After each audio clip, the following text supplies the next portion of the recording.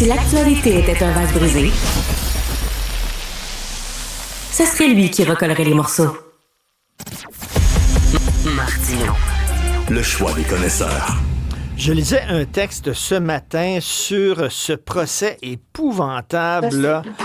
On apprenait là, que comment Serge Boutin a été kidnappé et enterré vivant par un couple qui lui en voulait. Et pendant le procès, les jurés étaient vraiment très mal à l'aise parce qu'on expliquait avec force détail comment on a enterré vivant ce gars-là. Et en lisant ça, parce que j'étais mal à l'aise en lisant ça, c'était vraiment élevé. Et je me disais, est-ce que les jurés sont préparés psychologiquement à entendre de tels témoignages puis à voir des photos de crime? La fille de mon cousin a été jurée au procès Magnotta et elle a dû regarder dans son entièreté tout le vidéo où il découpait et dépeçait sa victime avec une chaîne de ça. Elle a vu le vidéo parce que tous les membres du jury l'ont vu. Elle était jeune, c'est une fille, elle trouvait ça assez rock'n'roll. Est-ce que le jury aussi, là, qui était, ce médecin cardiologue qui a tué là, ses deux enfants, Guy Turcotte, ont dû voir des photos de scènes de crime? C'est pas évident. Est-ce qu'on les prépare? On va en parler avec le docteur Gilles Chamberlain, qui est psychiatre à l'Institut Philippe Pinel. Bonjour, docteur Chamberlain. Bonjour. Écoutez, moi, parce qu'on ne peut pas vraiment refuser, là, à moins d'avoir une sacrée bonne raison, votre nom soudainement sort, vous devez être juré, puis vous savez pas pour quel procès vous allez être juré, vous allez être appelé, puis là vous vous rendez compte, c'est un procès justement où quelqu'un a été découpé à la chaîne de ça, puis vous allez devoir voir la vidéo, des photos de crime et des affaires comme ça. Docteur Chamberlain, ça peut être extrêmement traumatisant pour monsieur, madame, tout le monde. C'est pas les policiers, c'est pas les gardiens de la paix, c'est pas des psys comme vous, ils sont pas préparés à voir ça. Effectivement. Par contre, il y a des dossiers où on peut le savoir d'avance. Et les juges en tiennent compte dans la sélection du jury. Fait qu'au moins, sont avisés de ça. Fait que c'est sûr que notre nom peut sortir comme jury si on est sur la liste électorale. Donc, on n'a pas le choix d'y aller. On n'a pas le choix non plus de répondre aux questions. Mais dès qu'il y a quelque chose qui peut être traumatisant, le juge en tient compte, pose la question au jury, et des jurys pourraient se récuser si vraiment il y a une bonne raison d'être trop sensible à ça. Le problème, c'est dans les dossiers où on le voit pas venir. Il y a certains dossiers où on ne le voit pas nécessairement venir parce que si on rentre dans ce domaine-là, une description de quelque chose où on peut imaginer une scène, ça peut être aussi troublant qu'une image très, très, très explicite. Quand on imagine quelque chose. C'est démontré que si on entend quelqu'un se faire battre dans une pièce à côté, ça peut être aussi traumatisant, sinon plus, que si on le voit, parce que là, on imagine les choses. C'est-à-dire que des fois, il y a des témoignages qu'on ne s'attend pas à ce qu'ils soient si bouleversants, et ils peuvent l'être. Fait que c'est pas rare que des jurys sont très affectés par les témoignages, effectivement. Je parlais à un moment donné à l'ancienne juge, là, Mme Nicole Gibault, là, qui participe souvent aux émissions, puis elle me disait que même pour les juges, il y a aussi de l'aide psychologique qui est proposée. Donc, pour les jurés, j'imagine, il y a quoi? Il y a un psychiatre ou un psychologue qui peut leur parler et les consulter? Il y a un problème ici, par contre, parce que je ne pense pas que les jurys peuvent bénéficier de ce genre d'aide-là pendant le procès. Les jurys ne peuvent pas parler du procès, de ce qu'ils ont entendu, encore moins quand ils sont séquestrés. Donc, l'aide peut arriver après, mais malheureusement, je suis pas sûr là, qu'il y aurait libre accès de parler de ce qu'ils ont envie de parler avec quelqu'un. Là. Je pense même pas sûr qu'il y aurait le droit. Donc, ça complique la chose, effectivement. Puis, vous faites bien de le mentionner aussi parce que on peut pas s'entraîner à ça. Il y a plein d'exemples qui démontrent que des fois, c'est l'accumulation de situations traumatisantes comme celle-là qui font que tout d'un coup, la corde casse. Et ça arrive, ça peut arriver assez subitement et de façon assez inattendue. J'ai un exemple pour ça. Moi, j'ai déjà évalué une caissière qui avait subi une quinzaine de hold-up. et qui avait pas développé de PTSD. Et un soir, elle va simplement porter sa caisse dans la voûte et son collègue lui met le doigt dans le dos en disant c'est un hold-up. Et là, tout a parti. Tous les flashbacks de toutes les autres hold-up, de tout ça. Ah oui. Fait que quand la corde casse, c'est difficilement prévisible. Vous avez été impliqué, vous, pendant le procès Magnotta, je crois, de Tan Chamberlain. Oui, exactement.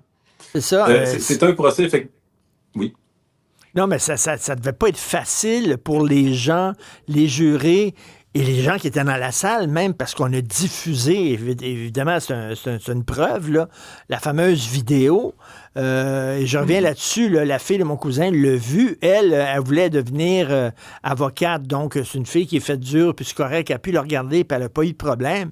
Mais il y en a d'autres qui pourraient, mon Dieu, ils pourraient avoir des cauchemars après avoir vu ça. Ah.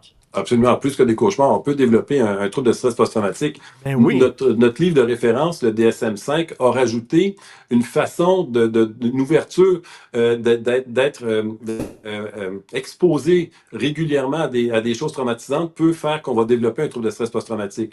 Les jurys qui s'y attendent pas peuvent développer ça aussi. Il y a différentes intensités, mais on peut faire plus que des cauchemars. On peut avoir des flashbacks. On peut finir par faire une dépression si c'est pas identifié. Et c'est un problème aussi parce que ça peut apparaître des mois après. Ça apparaît pas nécessairement sur le coup. Fait qu'il faut être extrêmement vigilant pour ça. Et si on peut prendre le procès de Magnotta, il y a des choses auxquelles on ne s'attend pas qui peuvent être extrêmement troublantes.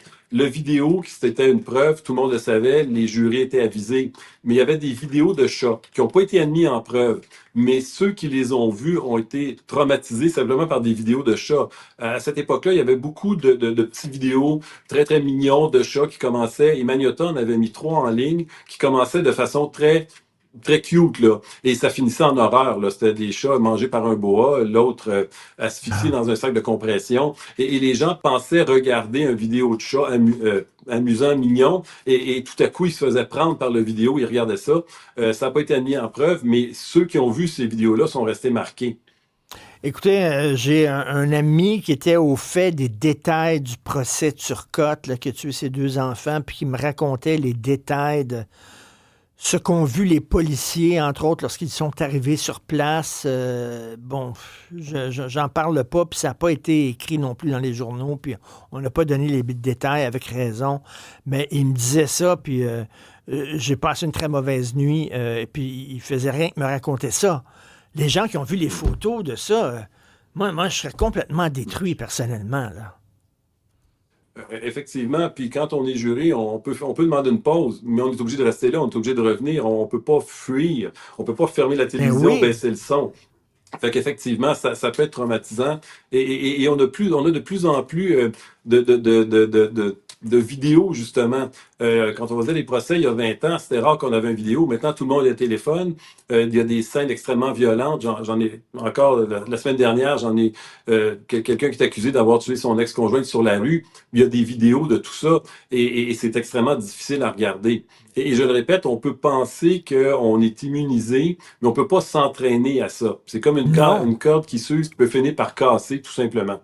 Est-ce que c'est une raison pour ne pas être choisi comme jury? Est-ce que mettons, si mon nom sort, est-ce que je pourrais dire, une fois que j'apprends qu'il va y avoir des photos, des vidéos, tout ça, est-ce que je pourrais dire, écoutez, je suis hyper sensible là-dessus, je peux pas voir ça. Je peux voir des films de fiction, il y a du sang partout ces murs. C'est correct parce qu'il y a quelque chose dans mon cerveau qui dit, c'est des effets spéciaux, c'est des acteurs, tout ça, même si c'est très graphique, il y a une distance.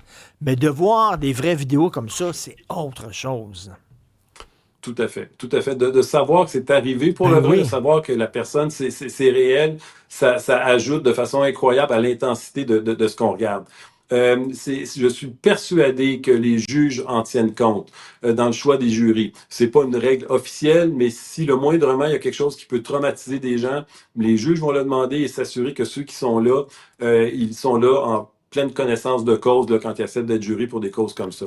Le problème, comme je dis, c'est que des fois, on le voit pas venir. Oui, Élise, pardon. Donc, j'imagine l'aide psychologique que ces jurés-là reçoivent, c'est après le procès. C'est ça. C'est s'ils ont des problèmes après le procès. Là, j'imagine, effectivement, on leur propose une aide psychologique, mais pas pendant le procès, là, comme vous dites. moi, j'ai jamais entendu parler que c'était pendant le procès, parce qu'ils n'ont pas le droit de parler, de donner leur opinion, ils n'ont pas le droit d'en parler du tout. Puis quand ils sont séquestrés, ils n'ont le droit de n'en parler qu'entre eux. C'est Oui. sûr que théoriquement, ils n'ont pas le droit d'en parler non plus après, mais c'est sûr qu'après, dans une thérapie, évidemment, ils vont avoir le droit, là, si c'est leur santé. Mais avant ou pendant, je suis pas sûr que ça serait même légal.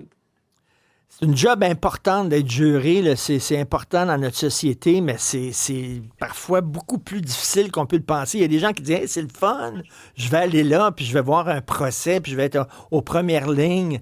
Euh, Bif, eh bien, c'est ça, c'est moins facile qu'on peut le croire, docteur Chamberlain. Tout à fait. C'est un devoir de citoyen. C'est une expérience qui peut être extrêmement enrichissante, intéressante, mais comme vous le soulignez, on ne sait pas pour quel procès on va être sélectionné nécessairement, et ça peut être compliqué. Ne serait-ce que par le temps aussi. Il y a des procès qui s'étirent bien plus longtemps qu'on pensait. On pensait que c'était une semaine, ça dure des mois. Les jurys, c'est toute une expérience, effectivement. Docteur Gilles Chamberlain, psychiatre à l'Institut Philippe Pinel, merci beaucoup. Merci, bonne journée. Ça fait plaisir. Au revoir.